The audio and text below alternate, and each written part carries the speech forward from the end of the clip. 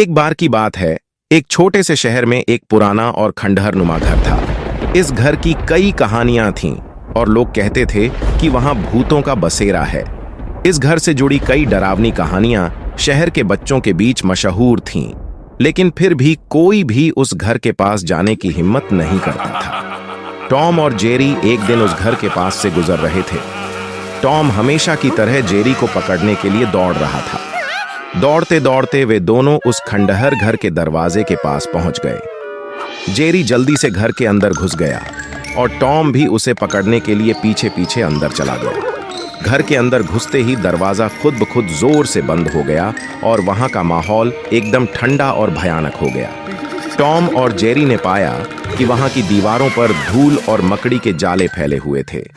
पुरानी लकड़ी की छत से धीरे धीरे पानी टपक रहा था और चारों ओर घना अंधेरा था।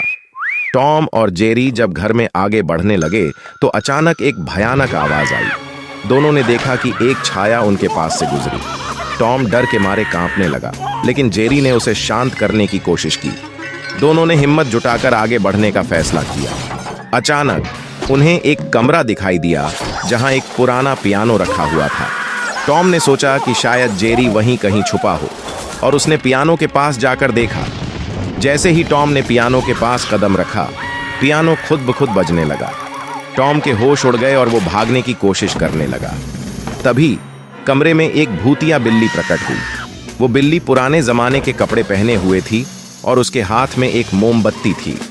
उसकी आंखें चमक रही थीं और उसने टॉम को घूरते हुए कहा, तुम यहाँ क्या कर रहे हो?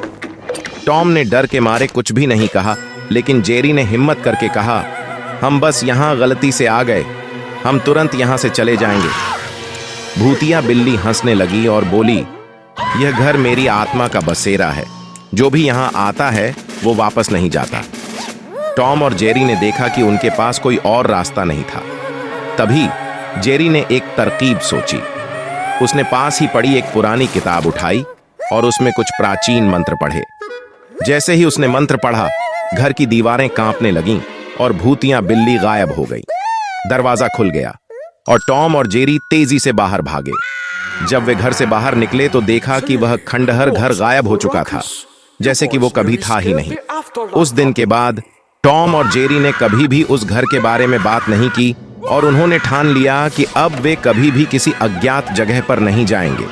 और इस तरह टॉम और जेरी की यह डरावनी कहानी हमेशा के लिए उनकी यादों में बस गई।